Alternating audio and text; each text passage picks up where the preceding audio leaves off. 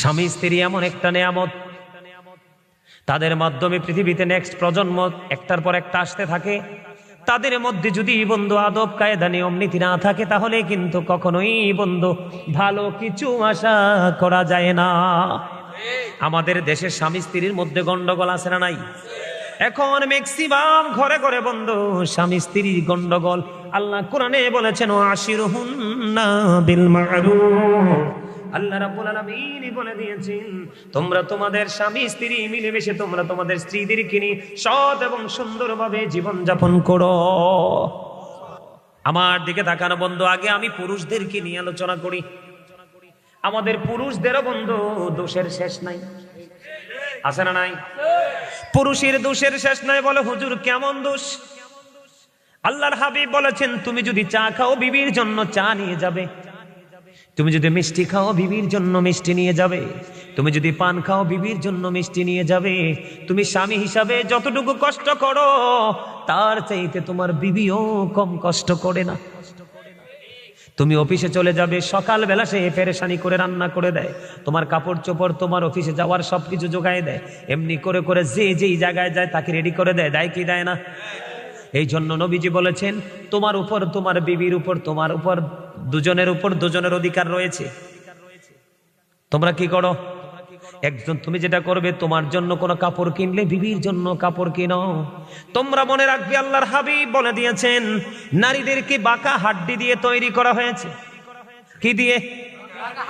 পাঁজরের বাঁকা হাড্ডি দিয়ে নারীদেরকে তৈরি করা হয়েছে। নারীদের চিন্তা বাঁকা বাঁকা। আল্লাহর হাবিব বলে দিয়েছেন, বউ যদি 100টা ভুল করে, কয়টা? আল্লাহর হাবিব বলেছেন, বিবি যদি 100টা ভুল করে, তুমি 99টা ক্ষমা করে দিও, আর একটা ভুলের জন্য তাকে শাসন করিও। কারণ একেবারে ফেলে যদি রাখো তাহলেও হবে না, আবার যদি বেশি বেশি দোষ ধরতে থাকো তাহলেও সংসার টিকবে না, ভেঙে ফেলতে হবে। এটা হলো পুরুষের দায়িত্ব। কে বলেছে? আল্লাহ রাসূল বলেছেন। কথা কয়টা? 100টা অন্যায় করলে 99টা মাফ করে দিবেন, একটার জন্য তাকে শাসন করবেন। শাসন করতে গিয়ে তার মা বাবা উঠাইয়া গালি দিয়েন না, তার মুখের উপর মারবেন না। আল্লাহর হাবিব নিষেধ করেছে, বিবির মুখের উপর টাচ করে মেরো না। এখন আপনি মনে মনে ভাবলেন, হুজুর আমি আমার বিবিকে সর্বোচ্চটা দিয়ে ভালোবাসি, কিন্তু সে তো আমার মাকে ভালোবাসে না, বা মায়ের সাথে কোনো ধরনের মিলমিশ হয় না, মাকে আপন করে নেয় না। সেই ক্ষেত্রে নবীজি বলেছেন, তুমি চেষ্টা করো তাকে ভালো করার জন্য। যদি সে ভালো না হয়, তাকে সসম্মানে কি করে দাও? তালাক দিয়ে দাও। কি দিয়ে দাও? তারপর মারামারি করা যাবে না, ঝগড়া করা যাবে না, কলহ সৃষ্টি করা যাবে না। কিন্তু বন্ধু, বিবি এবং মায়ের মধ্যে যদি দ্বন্দ্ব চলে, মাকে কিছু বলা যাবে না। কারণ আল্লাহ বলেছেন, আমার আগে যিনি আলোচনা করেছেন তিনি ওই আয়াতটা তেলাওয়াত করেছেন, ওয়াবিল ওয়ালিদাইনি ইহসানা। কথা কি বুঝতে পারছেন আমার বন্ধুরে? আমাদের মধ্যে সমস্যার শেষ নাই। আমাদের যারা ম্যাক্সিমাম পুরুষরা কিন্তু বিবিকে মোহরানা দেয় না। অনেক ম্যাক্সিমাম পুরুষ তার বিবিকে মোহরানা দেয় না। আল্লাহর হাবিব বলে দিয়েছেন, কোন স্বামী যদি ক্ষমতা থাকার পরে, এবিলিটি থাকার পরে তার বিবিকে যদি মোহরানা না দিয়ে মারা যায়, আপনার আমার প্রাণের নবী জানিয়ে দিয়েছেন, ওই স্বামী ইন্তেকাল করার পরে তাকে কাল হাসরের দিন জিনাকারীদের অন্তর্ভুক্ত করিয়ে উঠানো হবে। আর জোরে কথা।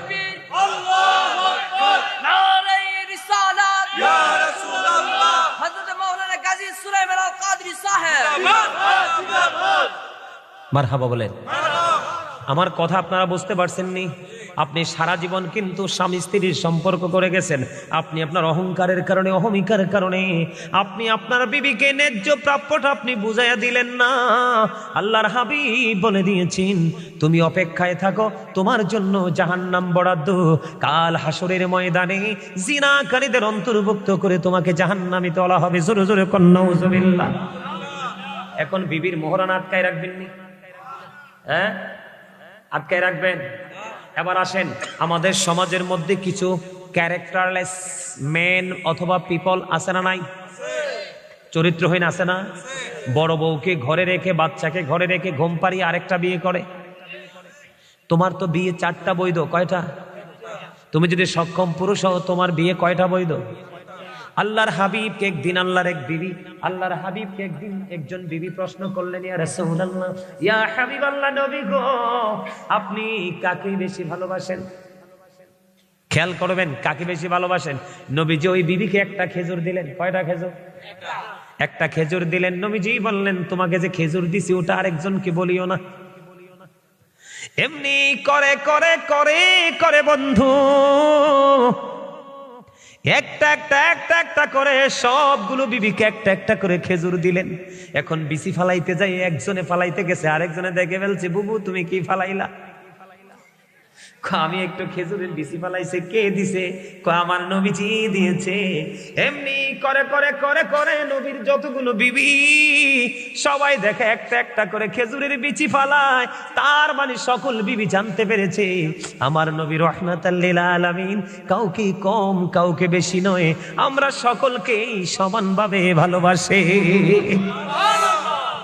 আমরা সেই নবীর উম্মত হয়েছি, কিন্তু সেই নবীর আদর্শকে ধারণ করতে পেরেছি? পারি নাই, পারি নাই।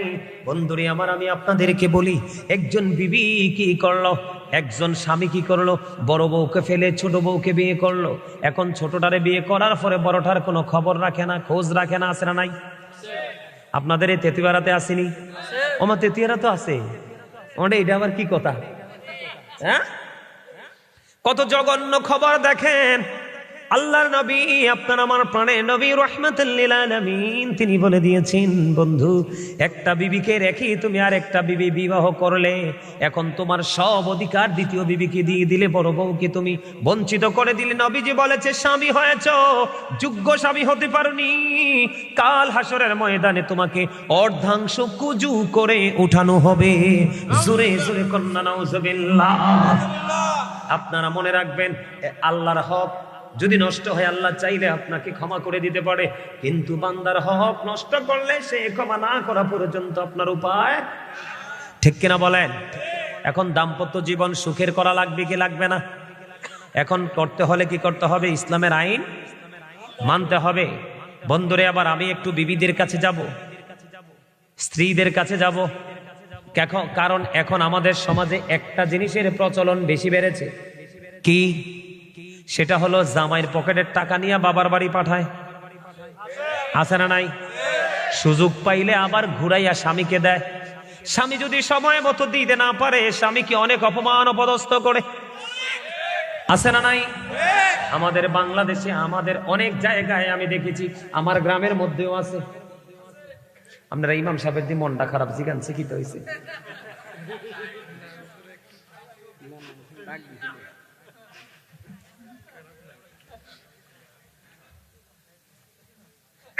আসেনি কন্যা আমারে? আসেনি কন্যা? পকেটের টাকা চুরি করে না? স্বামীর পকেট থেকে যদি কোনো বিবি টাকা নেয়, এটাকে চোর বলা যাবে না, এটা প্রেম। কথা কয় না? আছে না নাই?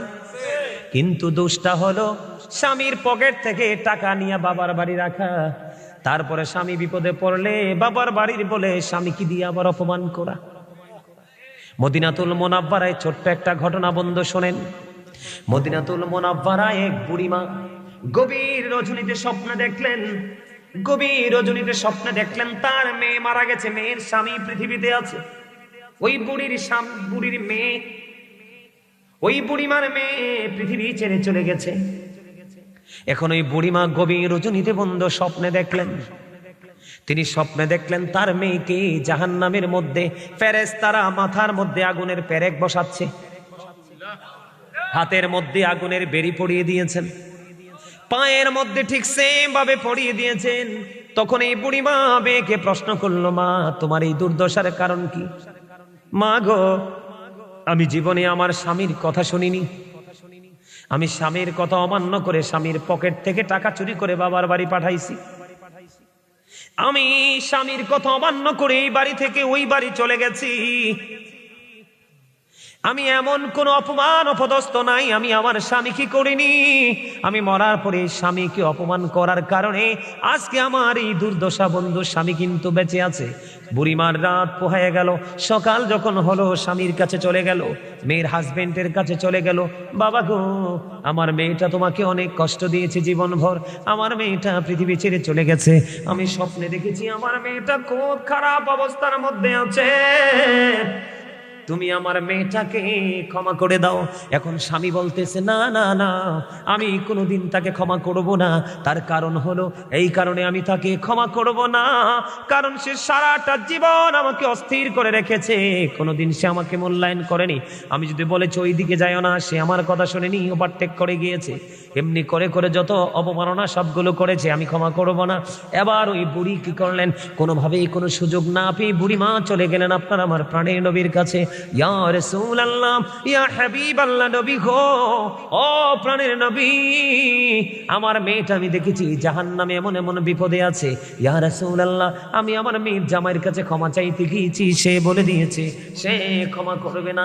এখন সে যদি ক্ষমা না করে, ইয়া রাসূলুল্লাহ, আমার মেয়েটা ক্ষমা পাবে না, মুক্তি পাবে না। এবার আমার আপনার প্রাণের নবী স্বামীকে ডাকলেন। স্বামীকে ডাকার পরে আমার আল্লাহ নবীজি বলে দিলেন, তুমি যদি তোমার বিবিকে আজকে আল্লাহর রাস্তে ক্ষমা করে দাও, আল্লাহ রাব্বুল আলামিন তোমাকে ক্ষমা করে দেবে। জোরে জোরে কন্যা সুবহানাল্লাহ। স্বামী নবীজির কথা শুনে স্ত্রীকে ক্ষমা করে দিলেন। বুড়িমা পরে স্বপ্নে দেখলেন আল্লাহ রাব্বুল আলামিন ওই মেয়েটাকে জাহান্নাম থেকে জান্নাতে অধিষ্ঠিত করেছে। জোরে জোরে বলেন না সুবহানাল্লাহ। বন্ধুরি আমার, আমি আরেকটা ঘটনা আমি আপনাদেরকে বলি। মেয়েরা বন্ধু যদি স্বামীর কথা মেনে চলতে পারে, তাদের জন্য বড় নিয়ামত। মদিনাতুল মুনাওয়ারায় বন্ধু এখনকার যুগে কিন্তু বেপরোয়াভাবে চলাফেরা করে। আমাদের আগে আমরা ছোট থাকতেও দেখছি বন্ধু, খানদানি বংশের মানুষেরা বিবিদেরকে বাড়ি থেকে বের হতে দিত না। বাড়িতে কাজের লোক রাখতো, দাসী রাখতো, ঠিক কিনা বলেন? রাখতো কি রাখতো না?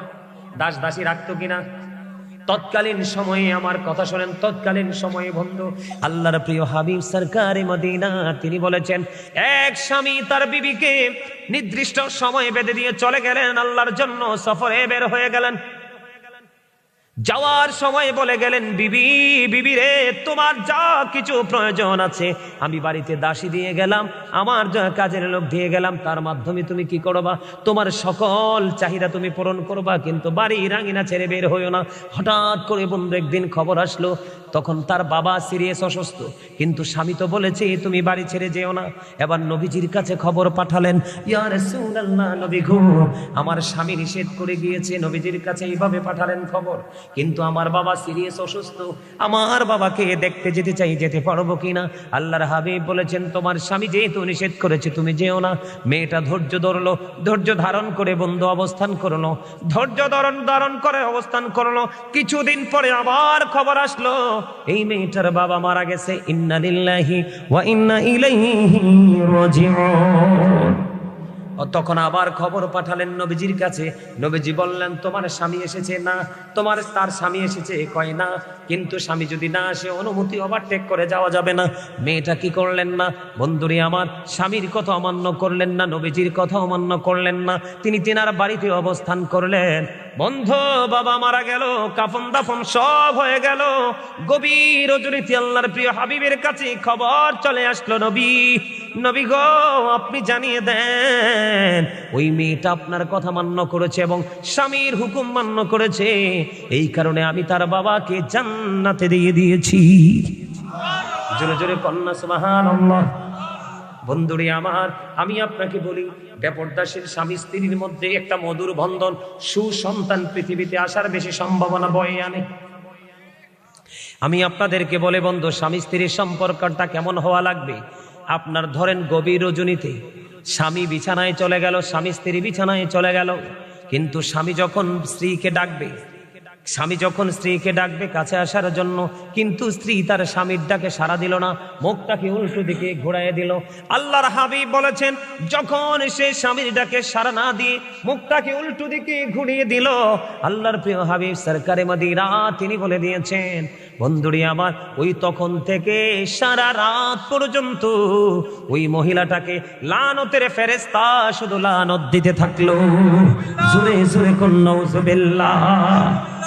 বন্ধুরি আমার, আপনারা জানেননি সবচেয়ে বেশি রান্নার ক্ষেত্রে সবচেয়ে রিস্কের রান্না কোনটা? কি? দুধ।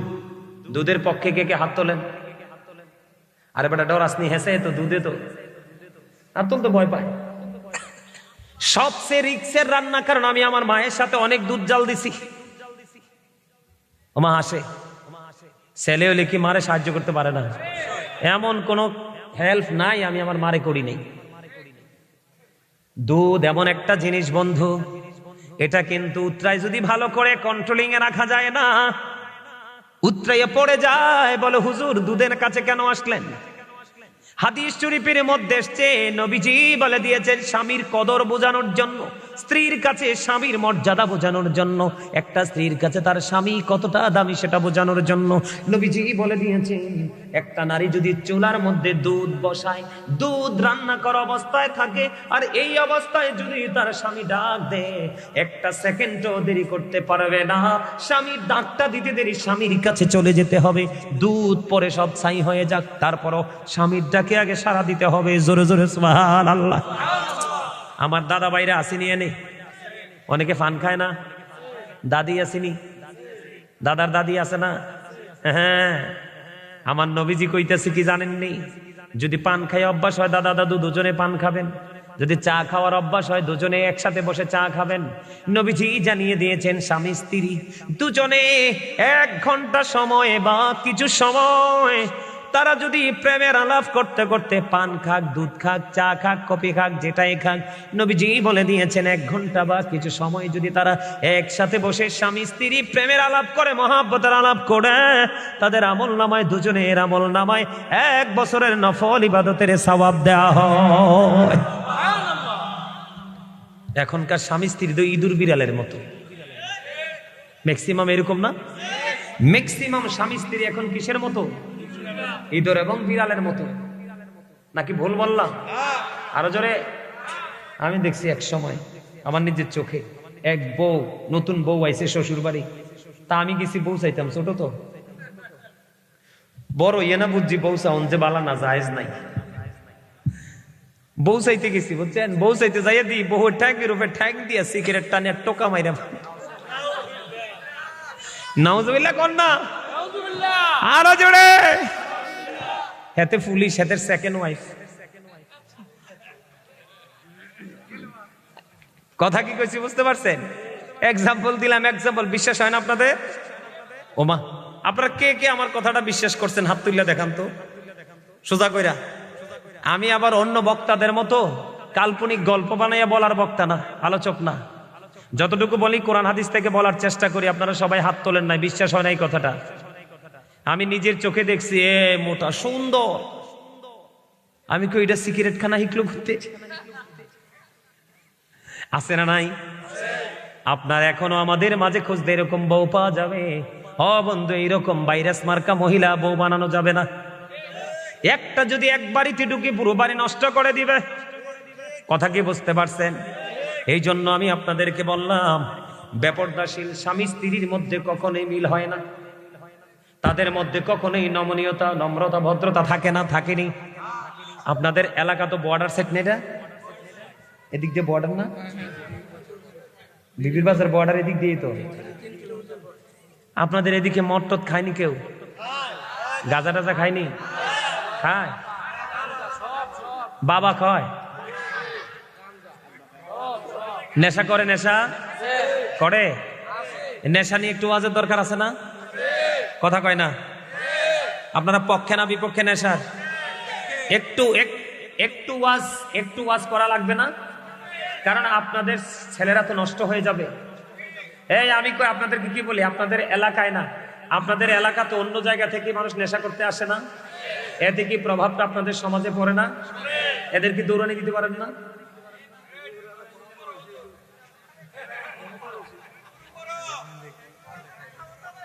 কেন বলছি জানেন? আমার কথা শোনেন। যে অন্যায় করে এবং যে অন্যায়কে প্রশ্রয় দেয় দুজন সমান অপরাধী। কে? আমরা তো মুসলমান, আমরা কি এই কাজ তো আমাদের কাজ না, এই কাজ হচ্ছে বেঈমান কাফেরদের কাজ। এই কাজ কার কাজ?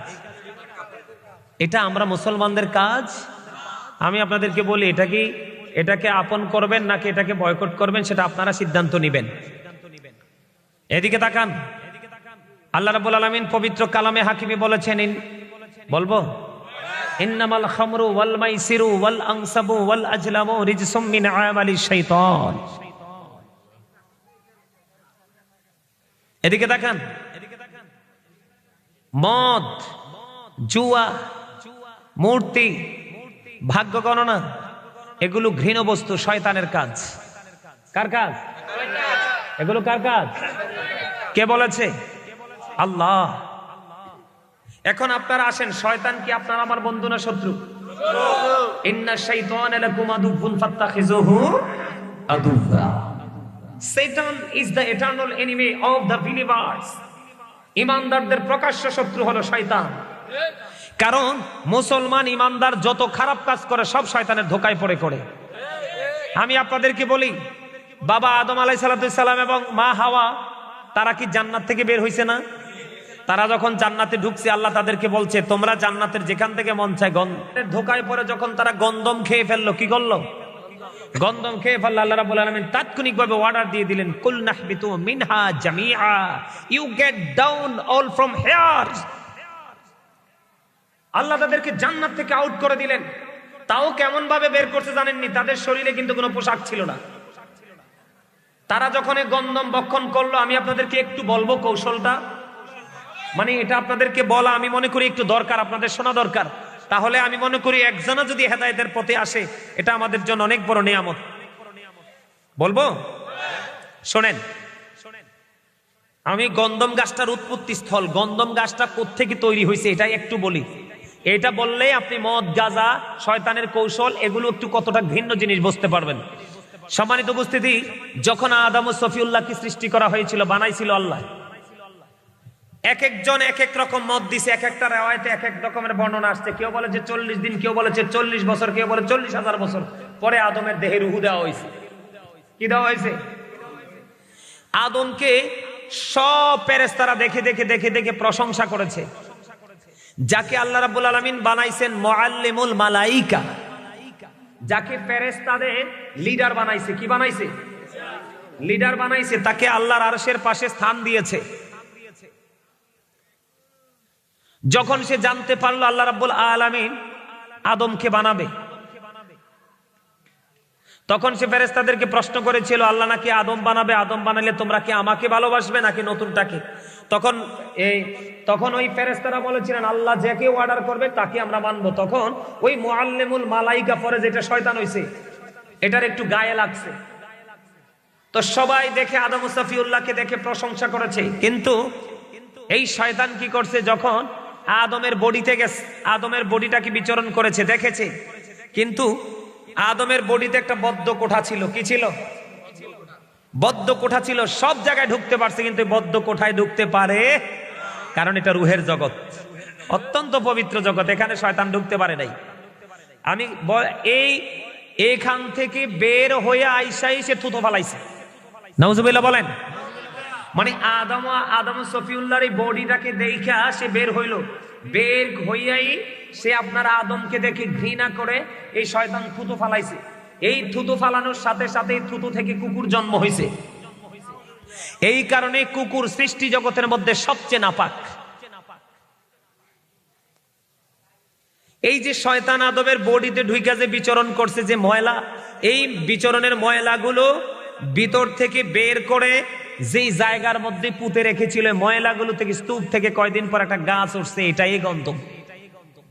নাউজুবিল্লাহ বলেন। এটাই কি? গন্ধম। এটা তো নিকৃষ্ট জিনিস। আপনার এই গন্ধমে আল্লাহ রাব্বুল আলামিন জান্নাতে যখন আদম হাওয়াকে থাকতে দিলেন, বলেছেন তোমরা যেখান থেকে মন চায় সেখান থেকে খাইও, কিন্তু গন্ধম খায়ো না। শয়তান তো কোনোভাবে, কারণ শয়তান তো জান্নাতে ছিল, দেখছে, এখন তারে না ওইখান থেকে বের করে দিছে। আদম আলাইহিস সালামকে দেখে ঘৃণা করেছে, সে মানতে রাজি না, আদমকে সেজদা করতে রাজি না। আল্লাহ তাকে চির অভিশপ্ত করে তো এখান থেকে আউট করে দিল। তখন শয়তান আল্লাহকে বলেছে, আল্লাহ তোমার ইজ্জতের কসম, তোমার এই বান্দাকে পথভ্রষ্ট করব। কি করব? এখন সেই কাজ তো শুরু করে দিছে। এখন শয়তান তো কোনোভাবেই জান্নাতে ঢুকতে পারতেছে না। পরে অনেক কৌশলে সে জান্নাতে ঢুকলো, ঢুইকা যাইয়ে গন্ধম গাছের নিচে কান্না শুরু করছে। কি শুরু করছে? কান্না শুরু করছে। কান্নার আওয়াজ শুনে মা হাওয়া গেছে। যাওয়ার পরে মা হাওয়া যায় জিজ্ঞেস করলো, তুমি কান্দো কেন? কয় আমার কান্নার কারণ হলো এত সুন্দর সুখের জায়গা, এত সুন্দর নিয়ামতের জায়গা তোমার জন্য বরাদ্দ হলো, আমি কান্দি এই জন্য কারণ তোমরা কিছুক্ষণের মধ্যে অথবা কিছুদিনের মধ্যে জান্নাত থেকে বের হয়ে যেতে হবে। কয় কেন রে, কেন রে? কয় আমি তো এই জায়গা থেকে বের হব না। তখন ওই শয়তান বলতেছেন, যদি তুমি এখান থেকে বের হতে না চাও, তাহলে এই গাছের ফল যদি খাইতে পারো তাহলে চিরস্থায়ী ভাবে থাকতে পারো না। নাউজুবিল্লাহ বলেন না। এবার মা হাওয়া কি করলেন? মা হাওয়া কি করলেন? ওই গন্ধম খাইতে চাইলেন। দেখেন শয়তান কত ইন্টেলিজেন্ট। এবার ডাক দিয়ে বললেন, না না, তুমি একা থাকলে লাভ হইব কি? তোমার স্বামী যদি না থাকে, তুমি একা একা খাইও না, তুমি তোমার স্বামীর কাছে নিয়ে চলো। এবার বন্ধু আদম সফিউল্লাহর কাছে নিয়ে আসলেন। আদম সফিউল্লাহর কাছে নিয়ে আসার পরে আদম বন্ধু তন্দ্রাচ্ছন্ন ছিল, তখনই গন্ধম খাইতেছিলেন। তখনই বুঝতে পারলেন যে তিনি হারাম জিনিস খাচ্ছে। এই যে এখানে পুরুষের আসেনি একটা জিনিস, আদম এখানে টিপ দিয়ে ধরেছিলেন, তখন থেকে বন্ধু পুরুষের এটা বের হইছে। আসেনি এটা? এই জন্য আমি আপনাদেরকে বললাম, যখন এই দুজন মিলে এই গন্ধম ভক্ষণ করলো, আল্লাহ রাব্বুল আলামিন জান্নাতি পোশাকগুলো খুলে নিল। এরপরে অর্ডার করলেন, তোমরা এখান থেকে বের হয়ে যাও। জান্নাত থেকে বন্ধু বের হয়ে গেল। ঠিক তেমনি ভাবে এই পৃথিবীর মুসলমান যুগে যুগে যুগে যুগে শয়তান ইমানদারদেরকে পথভ্রষ্ট করার জন্য পায়তারা করবে। শয়তান বলেছে, আল্লাহ আমি তোমার বান্দাকে ওই পর্যন্ত, আমি তোমার বান্দাকে ওই পর্যন্ত পথভ্রষ্ট করতে থাকবো যেই পর্যন্ত তার দেহে প্রাণ আছে।